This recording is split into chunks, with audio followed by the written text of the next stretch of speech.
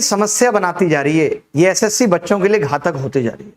आज की वीडियो में हम बात करेंगे कि प्रॉब्लम थी क्या, सॉल्यूशन क्या किया, अब सॉल्यूशन और भी बड़ी समस्या बन गया।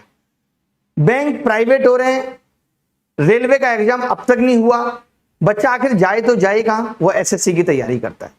कुछ साल पहले आपको पता होगा कि एसएससी के अंदर क्या होता था, अलग अलग शिफ्ट में एग्जाम होता है। पहली बात तो ये हमारे सिस्टम की विफलता है कि हम 10, 20, 50 लाख बच्चों का एग्जाम एक साथ नहीं करा पाते। कोई बात नहीं, प्रॉब्लम आई कि भाई किसी बच्चे की शिफ्ट का एग्जाम आसान हो जाता है, किसी का मुश्किल हो जाता है, तो इसका समाधान निकालिए। इसका समाधान निकला नॉर्मलाइजेशन। नॉर्मलाइजेशन आने के बाद पिछले 1 साल से बच्चे इस कदर परेशान हैं कि इस बार 2019 के मेंस रिजल्ट में तो हद ही हो गई, जब जिस बच्चे के नंबर 175 थे और उन नंबर्स को कितना कर दिया गया, 118 कर दिया गया।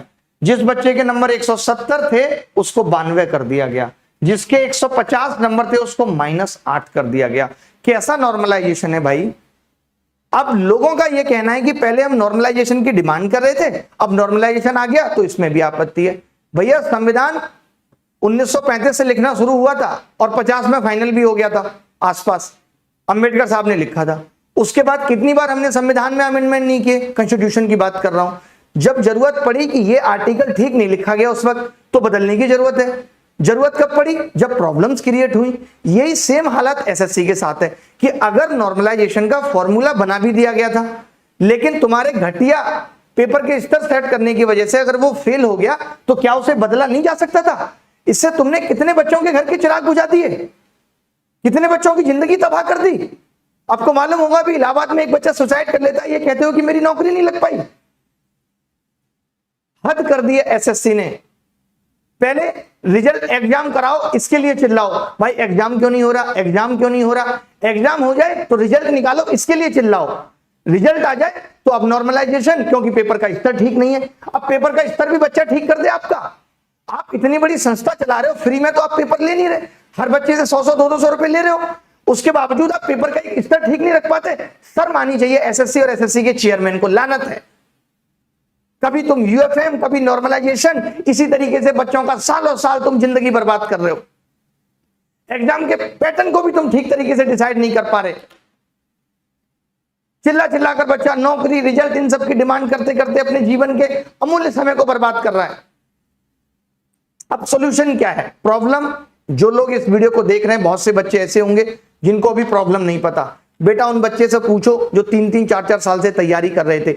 हर आदमी, बच्चा क्या करता है, अपना टारगेट बना लेता है। कितने बच्चे होते हैं वो टारगेट बना लेते हैं, यार ठीक है इतने नंबर पे एसएससी में सिलेक्शन हो जाता है, मैं 175 नंबर का ठीक ठीक करूंगा, उसके बाद मुझे लगता है कि गलत हो सकता है तो मैं नेगेटिव मार्किंग में नहीं जाऊंगा। ये वो बच्चे हैं जिन्होंने 175 नंबर का किया और इनके नंबर कहां पहुंच गए, 170 का किया, कहां पहुंच गए, 118, 192। क्या गलती है इस बच्चे की। अगर तुम बच्चों से एसएससी के पेपर में एबीसीडी पूछोगे और फिर ये उम्मीद करोगे 95 नंबर की एबीसीडी देके 5 नंबर राइटिंग के कि वो 100 में 100 ले आए, केवल यहां पे उन बच्चों के साथ ठीक हुआ जिनके नंबर 190 तक आए। मतलब 190, 189 वाला पागल है, 185 वाला पागल है, 180 वाले को कुछ नहीं आता। ये क्या वाहियात स्तर सेट कर रहे हो तुम पेपर का कि 180, 170 नंबर लाने वाला बच्चा 100 से नीचे चला गया, बल्कि 150 नंबर लाने वाला बच्चा माइनस में चला गया। ये तुम्हें दिखता नहीं है। भाई जिन भी बच्चों ये सोच रहे हैं कि हमारा पेपर है अगले महीने, हमें कोई मतलब नहीं है, तो मैं बता दूं एसएससी हर साल यही जुआ खेलता है। वो क्या करेगा, ये सब प्रॉब्लम तब बताएगा जब पेपर नजदीक होगा, ताकि बच्चे क्या करें, पेपर में बिजी हो जाएं। अगले साल सब कुछ ठीक रहेगा, इस बात की क्या गारंटी है। यूएफएम के बाद भी ये लगा था ना कि सब ठीक कर देंगे, लेकिन नहीं किया। अब अगले साल ठीक कर देंगे, इसकी क्या गारंटी है। आज तुम जो तैयारी में लगे हुए हो, अगर तुम 175 नंबर भी गणित में ले आए और तुम्हारी हालत यही हो गई, तब क्या करोगे, 1 साल और बर्बाद हो गया। तो क्या इस प्रॉब्लम को इसी वक्त ठीक करने की जरूरत नहीं है। क्या ये प्रॉब्लम इसी वक्त ठीक नहीं होनी चाहिए, होनी चाहिए और होके रहेगी। ट्विटर इन सबसे कुछ नहीं होने वाला। हम बच्चे को कहते रहे, वो भी बेचारा लॉकडाउन में मेहनत करता है, तब कहीं जाके सपने संजोता है कि मेरा सिलेक्शन होगा तो मैं भी अपने घर के स्तर को ऊंचा कर पाऊंगा। उन सब बच्चों के सपनों को तुमने चूर चूर कर दिया। और जो बच्चे ये समझ रहे हैं कि मैंने 125 नंबर लेके 198 करा लिए अपने, तो मेरा तो फायदा हो गया। तो इतने लालची मत बनो, आगे आने वाले टाइम में तुम्हारे भाई के लिए भी समस्या आएगी। और मैं ये नहीं कह रहा कि जिन बच्चों को सिलेक्शन ले लिया उनको बाहर कर दो, वैकेंसी वेटिंग लिस्ट के लिए चिल्लाते चिल्लाते मर गए कि वेटिंग लिस्ट निकालो, वेटिंग लिस्ट निकालो। हर बार बच्चा पेपर दे रहा है, हर बार बच्चा पेपर दे रहा है। ऐसा किसी एग्जाम में नहीं होता। आईएएस के एग्जाम में भी अगर आप प्रॉपर आईएएस बन जाते हो तो आप दोबारा नहीं दे सकते, बट अगर आप यहां एक रैंक भी ले आओ फिर भी आप दोबारा पेपर दे सकते हो और दूसरे बच्चे की सीट खराब कर सकते हो। बट वेटिंग लिस्ट का कोई प्रावधान नहीं आया, जबकि लोगों ने 5-5 बार सिलेक्शन लिया, 6-6 बार सिलेक्शन लिया, उसके बावजूद भी जॉब नहीं की, उसके बावजूद भी एसएससी के कान पे जू नहीं रहेगी कि हमें वेटिंग लिस्ट निकालनी चाहिए, क्योंकि ये बचना चाहते हैं। ये आज के डिजिटल दौर में भी बचना चाहते हैं, काम से आलसी हो गए, चोर हो गए। सरकार का ध्यान इन चीजों पे है नहीं, इसीलिए ये खुल के जिंदगी जी रहे हैं, बट अब जीने नहीं देंगे। जिन बच्चों के साथ भी ये प्रॉब्लम हुई है, कम से कम मैं मान के चलता हूं कि 5-7 हजार बच्चे तो ऐसे होंगे जो इस समस्या से जूझ रहे होंगे। सोचिए आप, जो बच्चा 100 नंबर लेके आया रॉ स्कोर, उसके -240 नंबर है। लोगों को दूसरे देश में पता चले कि भारत में यह स्थिति है शिक्षा की, तो क्या लोग सोचेंगे? अब हमारी देश की इमेज की बात नहीं है, अब किसी को नहीं दिख रहा।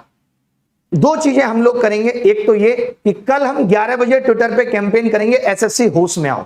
बहुत तगड़े लेवल पे करेंगे। अगर एसएससी इसके बाद कोई शाम तक नोटिस निकालती है तो ठीक है, वरना जो बच्चे इससे जूझ रहे हैं, जो इस समस्या से जूझ रहे हैं, उनको ही आगे आना पड़ेगा, क्योंकि अगले साल भी आपके साथ ऐसा ही कुछ होगा।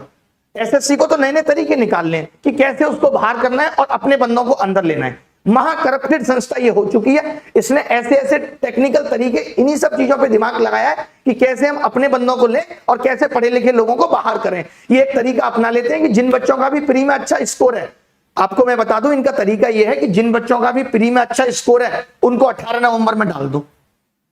अब उनको 18 नवंबर में डाल दोगे तो वो सब वैसे ही नीचे आ जाएंगे और वो सब बाहर हो जाएंगे। तो ये जिसको चाहेंगे उसको अंदर कर लेंगे। ऐसी कुछ हरकत कर रही है। आप बताओ, क्या आपको इनकी मंशा ठीक लग रही है कि एक शिफ्ट इतनी सरल और एक शिफ्ट ऐसी? ये भी खैर बहुत अच्छी शिफ्ट नहीं थी मैं कहूंगा, बट ये इतनी ज्यादा सरल थी जिसने बच्चे को 100 नंबर वाले को -240 पे लाके खड़ा कर दिया। एसएससी को ये तत्काल प्रभाव से ठीक करना होगा और करना पड़ेगा। तो कल हम एक ट्विटर कैंपेन चला रहे हैं 11 बजे। दूसरी सुन लीजिए, हम इस बार सुप्रीम कोर्ट, हाई कोर्ट, हर तक जाएंगे। बड़े से बड़ा अच्छा वकील हायर करेंगे। हम अपने देश की न्याय व्यवस्था पे भी यकीन रखते हैं कि हम उसके थ्रू भी जाएंगे और बच्चों को जितनी भी फंडिंग की जरूरत होगी, हमारा एनजीओ आपको मदद करेगा। जो भी फंडिंग की जरूरत होगी, और जरूरत होगी तो बाकी बच्चों से भी लेंगे, बट इस चीज के खिलाफ लड़ेंगे। तीसरी चीज, अगर आप चाहते हो कि तत्काल प्रभाव से एसएससी को इस पे रोक लगानी चाहिए, तो जो भी बच्चे इस समस्या से प्रभावित है, मैं कहूंगा कि वो एसएससी ऑफिस जाके इस चीज पे बात करें। बिना इसके कुछ नहीं होगा। आप एक यूनिटी बनाएं। यूनिटी बनाने के लिए मैंने एक ग्रुप क्रिएट कराया, नॉर्मलाइजेशन इशू। उस ग्रुप में जाके बात करो। कई लोग हैं जो इस चीज को हैंडल कर रहे हैं, कई लोग हैं जिन्होंने कोर्ट में इस चीज को डाल भी दिया है, लेकिन कब तक कोर्ट सॉल्यूशन देगा, नहीं देगा, एसएससी तो आगे चलता रहेगा। 2017, आपको मैं बता दूं, ये सारी चीजें 2017 से चल रही हैं। 17 वाला सीबीआई तक भी केस पहुंच गया, लेकिन कुछ नहीं हुआ। नहीं हुआ ना, बाद में ये हो गया कि जिन बच्चों को नौकरी लग गई जाने दो। ऐसे ही कोर्ट इसको भी घसीट देगा और लास्ट में आपके हाथ कुछ नहीं लगेगा। पैसा भी खर्च करोगे, पैसा तो चलो हम लोग हैं देने के लिए, और उसके अलावा अपना समय भी गवाओगे, कुछ नहीं मिलेगा। इन प्रॉब्लम्स को सॉल्व करना ही पड़ेगा, इनका इलाज ढूंढना ही पड़ेगा जब तक ये लोग होश में नहीं आएंगे। ये भी आराम से क्या कर लिया हमने खुराना का? आप बताओ क्या कर लिया हमने खुराना का? उसने माना ही नहीं नकल हुई, और 2017 का भी कुछ नहीं हुआ। 18 में भी आप चिल्लाते रहे कि नॉर्मलाइजेशन गलत है, गलत है। अब जब आपके नंबर माइनस में आ गए तो आपको पता चल गया कि प्रॉब्लम्स वाकई बड़ी है। कैसे माइनस में स्कोर हो सकता है?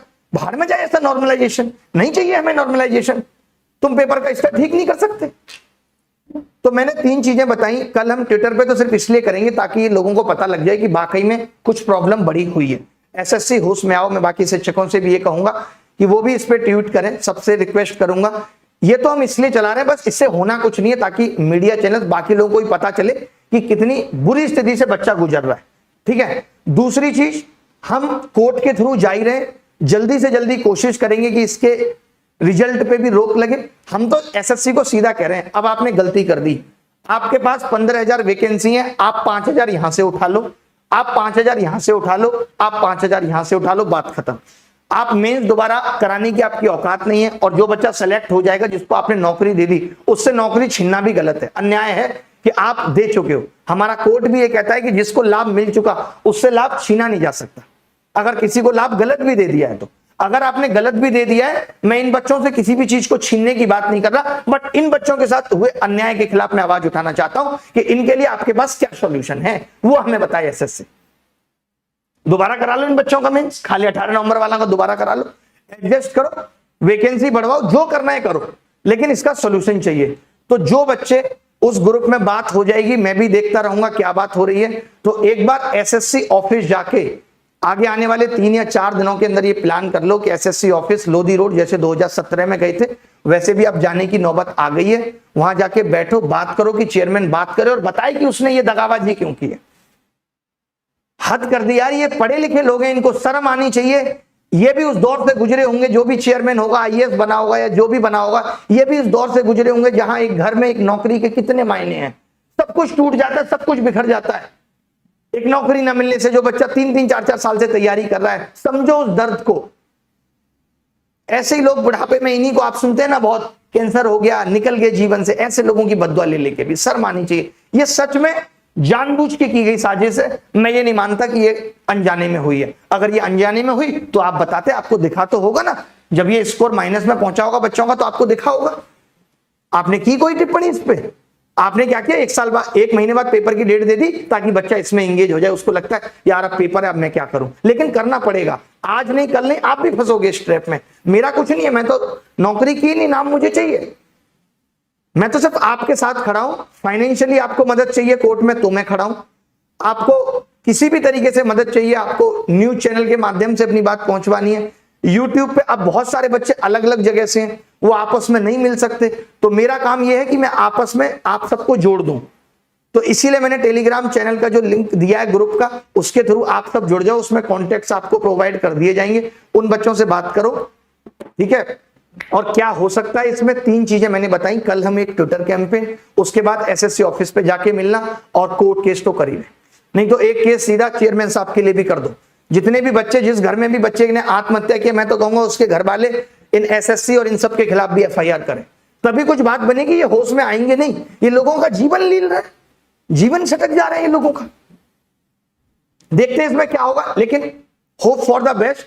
100% मैं कहता हूं कि हम इस जंग को जीत के रहेंगे। यूएफएम पे भी हमने जीता था, इस पे भी हम जीतेंगे। प्रॉब्लम छोटी नहीं है, बहुत बड़ी है, बहुत बच्चों के जीवन को इसने प्रभावित किया है। धन्यवाद, thank you very much, bye.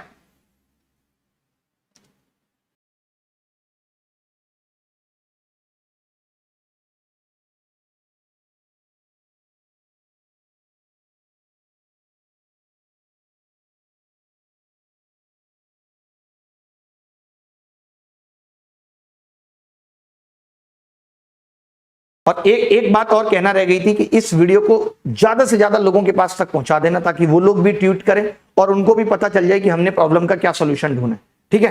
Court case से लेके हर चीज हम करेंगे, ठीक है। चलिए, थैंक यू वेरी मच, धन्यवाद।